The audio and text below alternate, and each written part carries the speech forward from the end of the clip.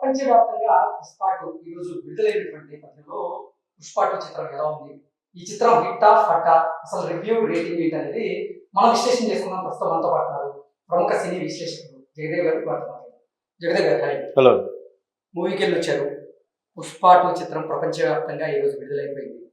ఏంటి cinema హిట్టా ఫట్టా, review and rating ఏంటి?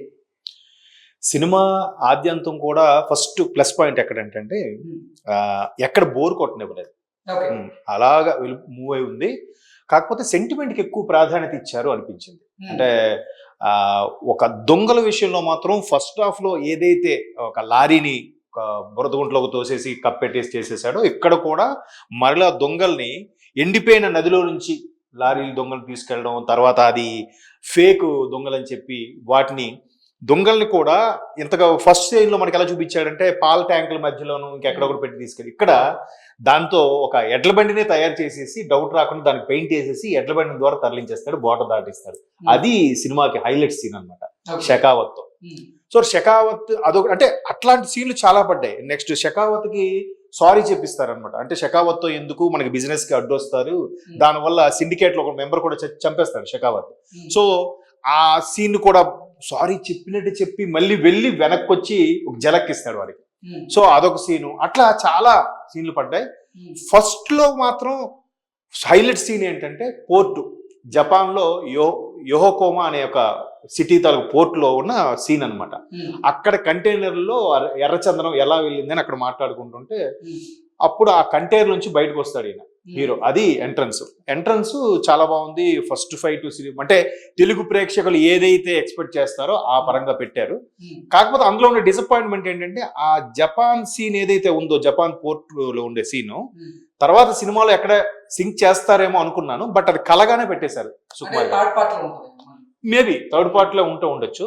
So మీరు థర్డ్ పార్ట్ అన్నారు కాబట్టి ఫస్ట్ పార్ట్ కి మాత్రం బాగా సింక్ చేశారు. ఏదైతే పుష్ప ఆ తండ్రికి రెండో భార్య కుమారుడు అవడం, మొదటి భార్య పిల్లలు ఈయన మొదటి నుంచి కూడా దూరంగా పెట్టడం, ఆ వాళ్ళ పిల్ల చిన్నాయన దగ్గర రావడం, ఆ అమ్మాయినే ఇప్పుడు సెకండ్ హాఫ్ లో సెంటిమెంట్ గా బాగా రుద్దాడు అనిపించింది.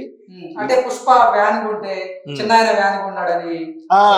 ఎస్, అట్లా ఆమెనే అనమాట. ఆమె పెద్ద అవుతుంది. పెద్ద అయిన తర్వాత ఆమెని ఇలాగే గంగమ్మ జాతర మనం చూసినట్టయితే, నేను ఫస్ట్ ఇది చూసి ఇప్పుడు చూసారా కొన్ని స్టెయిన్లెస్ స్టీల్ బ్లేడ్ లాంటి ఫైట్ ఏమో అనుకున్నా, యాక్చువల్గా చేరని అనుకోలేదా. సో ఆ గంగమ్మ జాతరకి ఆయన వేసి, అంటే హీరోయిన్ ప్రెగ్నెన్సీ అయిన తర్వాత ఆనందంతో అమ్మవారికి మొక్కుకొని గంగమ్మ జాతర గెటప్, అంటే తిరుపతిలో ఫేమస్ కదా, ఎవరైనా కోరికలు కోరుకున్నప్పుడు ఆడవాళ్ళుగా కంప్లీట్ గా గెటప్ వేసుకొని కోరుకుంటారు. నెరవేరిన తర్వాత మళ్ళీ ఆ గెటప్ వేసి ఆ రోజు అక్కడ అందరి ముందు తిరగాలన్నమాట. సో ఆమె గర్భవతి అయిందని తెలియగానే ఆడపిల్ల పుట్టాలి, ఆడపిల్లకి అయితేనే ఇంటి పేరు అనేది ఉండదు, ఇంటి పేరు వేరే ఇంటికి ఇచ్చేస్తాం కాబట్టి అప్పుడు ఇంటి పేరు తెచ్చుకుంటుంది, నా అలాగే ఇంటి పేరు లేకుండా పుట్టకూడదు, అందుకు మగపిల్లడు వద్దు అనేది అక్కడ ఒక చిన్న సెంటిమెంట్ పెట్టాను. సో ప్రతిది కూడా ఒక దాని అగ్రెసివ్ గా ఒక సీన్ ఉంటుంది, వెంటనే ఒక సెంటిమెంట్ సీన్ కూడా ఉంటుంది. ఏదైతే సుకుమార్ గారు, బన్నీ గారు ఈవెంట్ లో చెప్పారో ఫస్ట్ హాఫ్ అంతా ఫ్యామిలీ డ్రామా అని, ఫస్ట్ హాఫ్ కాదు సెకండ్ హాఫ్ కూడా ఫ్యామిలీ డ్రామాతోనే, క్లైమాక్స్ కూడా ఈవెన్ ఫ్యామిలీ డ్రామాతోనే క్లోజ్ చేశాడు. పుష్ప 3 టైటిల్ వచ్చే ముందే ఫ్యామిలీ డ్రామాతో క్లోజ్ చేశాడు. కానీ చాలా బాగున్నాయి సీన్స్. అంటే దొంగల్ని మళ్ళీ ఎస్కేప్ చేసే సీన్స్ కానీ, షెకావత్ కి సారీ చెప్పే సీన్ కానీ, తర్వాత ఫస్ట్ చెప్పాను కదా జపాన్ ఒక షీషోర్ లో ఉండే పోర్ట్ లో ఉండే ఫైట్ కానీ, అవి చాలా బాగున్నాయి. క్లైమాక్స్ చూస్తున్నంతసేపు ఆ అమ్మాయిని ఏదైతే అన్నయ్య కూతురు ఉంటుందో, ఆ అన్నయ్య కూతురిని కిడ్నాప్ చేసి తీసుకెళ్లిపోతారు. వాళ్ళని విడిపించడం క్లైమాక్స్ ఫైట్ అని నేను అనుకోలే. సినిమా ఇంకా చూస్తున్నాను, ఇంకా ఇది బిల్లిబిత్రగాళ్ళు వీళ్ళు కొడతాడేమో, ఇంకా క్లైమాక్స్ ఫైట్ ఇంకా జగద్బాబు గారు హీరోలు ఒకటి చేశారు కదా, అధిష్టానం పెద్దగా చూపిస్తారు. సో అదొకటి. సినిమా అంతా కూడా ఎక్కడ డ్రాబ్యాక్ అయితే లేదండి. కాకపోతే ఫ్యాన్స్ కి డిసప్పాయింట్ ఏంటంటే బన్నీ స్థాయిలో ఊహించినంతగా స్టెప్స్ అక్కడ ఏం లేవు. బన్నీకి ఏదో దాన్ని ఏమో అంటారు, ఒక స్పెషల్ స్టెప్ ఉంటాయి కదా, అట్లా పెద్దగా ఏం అనిపించలేదు అంటే నాకు. సిగ్నేచర్ ఎస్, స్టెప్ నాకు అవార్డు రాలేదు, సిగ్నేచర్ స్టెప్ అంటూ ఏం రాలేదు. కిసిక్ సాంగ్ కూడా అంతగా అంటే ఫస్ట్ హాఫ్ అంత ఇదిగా అవుతుందేమో అని చెప్పలేను కానీ ఓకే, శ్రీలీల పెర్ఫార్మెన్స్ అక్కడ బాగానే ఉంది. బట్ సినిమా మొత్తానికి చూసేందుకు అగ్గిరవ్వలా ఉంటాడు స్వామి, ఆ సాంగ్ బాగా క్లిక్ అయింది, బాగున్నట్టు అనిపించింది అది.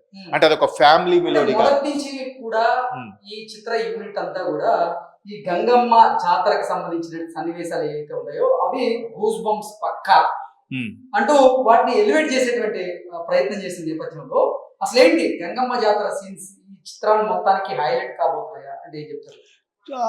అంత క్లైమాక్స్ దాంతో పోల్చితే గంగమ్మ జాతర పెద్ద హైలైట్ ఏం అనిపించలేదు. But Gangamma getup highlight. సినిమాకి ఆయన గంగమ్మ గెటప్ వేసుకోవడం హైలైట్.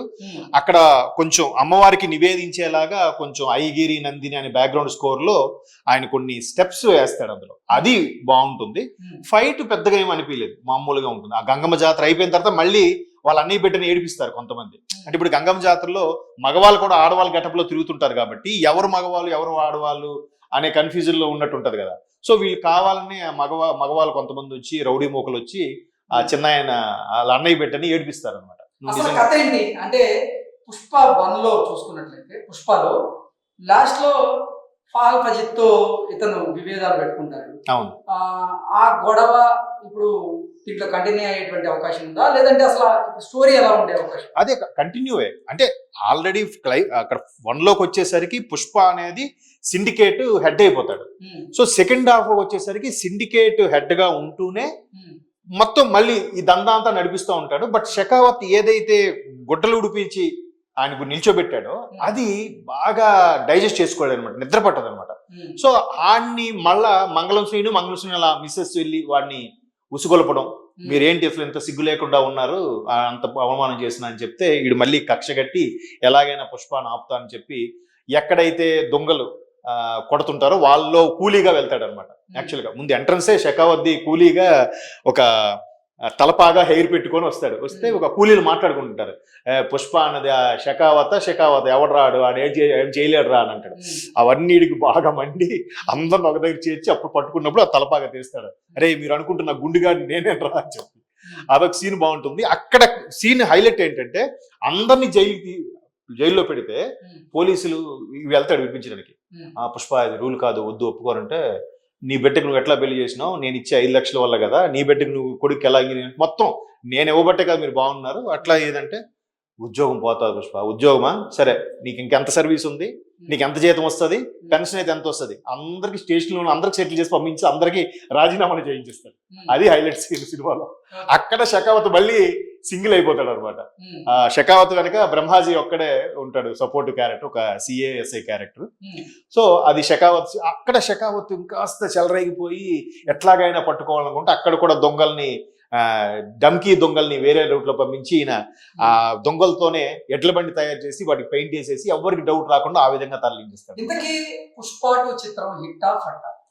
హిట్టేనండి, హిట్టే. అంటే బయట మామూలు చూస్తుంటే ఆల్రెడీ 3 రేటింగ్ 3.5 లోపే ఇచ్చారు, ఎవరు 3.5 దాటి అయితే ఇవ్వలేదు. మాక్సిమం తెలుగు ఛానల్స్ అన్ని కూడా 3 ఇచ్చినట్టున్నాయి. అంటే సెంటిమెంట్ ఏదైతే ఉందో అది జనాలకు వర్కౌట్ అవ్వకపోవచ్చు. సెంటిమెంట్ మరలా అంటే మైనస్ పాయింట్స్ అంటే ఏం చెప్తారు ఈ సినిమాకి? మైనస్ పాయింట్స్ అంటే నాకు పెద్దగా ఏం అనిపించలేదండి. ఎందుకంటే సినిమా ఆద్యాంతం కూడా ఎక్కడ బోర్ కొట్టలేదు. అక్కడక్కడ విజిల్స్ పడ్డాయి, క్లాప్స్ పడ్డాయి కొన్ని డైలాగ్స్ కి. కంప్లీట్ గా ఎవర్రా బాస్, ఎవరికి రా బాస్, ఒక బ్రాండ్ ఉండాలి అంటూ అల్లు అర్జున్ చెప్పిన డైలాగ్ కానివ్వండి, అది మెగాస్టార్ చిరంజీవి కుటుంబాన్ని ఉద్దేశించి పెట్టింది అంటూ కొంతమంది ఆపాదించేటువంటి ప్రయత్నం చేస్తున్నారు. ఏంటి అసలు డైలాగ్ వింటే అలా జనరల్ గా చెప్పాను కదా, ఫస్ట్ ఆయన ఓపెనింగే జపాన్ లో యోహోకోమా అనే సిటీ పోర్ట్ లో ఫైట్ ఉంటుందని. సో అక్కడ వాళ్ళని ట్రేస్ చేసేటప్పుడు ఎవరు మా బాసు తెలిస్తే ఒప్పుకోవడానికి చెప్తే ఫైట్ అవుతున్నప్పుడు మధ్యలో ఎవర్రా బాసు సొంతంగా క్రియేట్ చేసుకోవాలని చెప్పిందే కానీ అది అంటే ప్రతిదీ కూడా అలా ఆపాదించుకుంటే ప్రతిదీ ఆపాదించుకున్నట్టే ఉంటుంది. ఇంకొకటి పావలాకి రూపాయి పావలాకి అమ్ముడుపోవడానికి నేనేమన్నా మంగళం సీన్ అనుకున్నావా, పుష్పరాజ్ అనేటువంటి డైలాగ్ ఉందని, అది పవన్ కళ్యాణ్ గారిని ఉద్దేశించి పెట్టింది అంటూ కొంతమంది ఇప్పుడు అంటే సోషల్ మీడియా వేదికగా చేసుకుని ట్రోల్ చేసుకున్నారు. అసలు అది కూడా యాక్చువల్గా సినిమాలో ఉండే డైలాగ్ ఏంటంటే జగపతి బాబు రాజకీయాలకు సంబంధించి అధిష్టానం ఒక మెంబర్.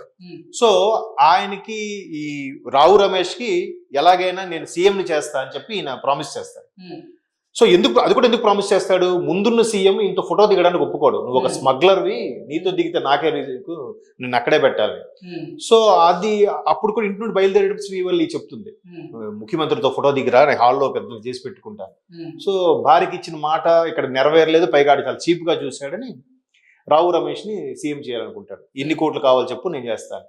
సో అట్లా చేసేటప్పుడు జగత్ బాబుతో ఈయన ఫోన్ లో మాట్లాడతాడు పుష్ప.